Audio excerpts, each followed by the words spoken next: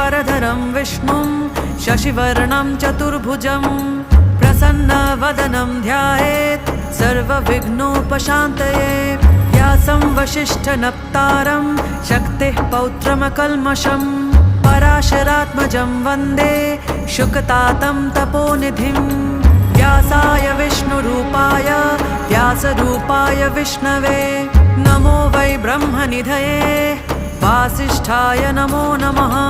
अविकाराय शुद्धाय नित्याय परमात्मने सदैकरूपरूपाय विष्णवे सर्वजिष्णवे यस्य स्मरणमात्रेण जन्मसंसारबन्धनात् विमुच्यते। नमस्तस्मै विष्णवे प्रभविष्णवे।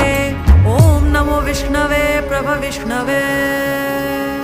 श्रीवैशम्पायन उवाच श्रुत्वा धर्म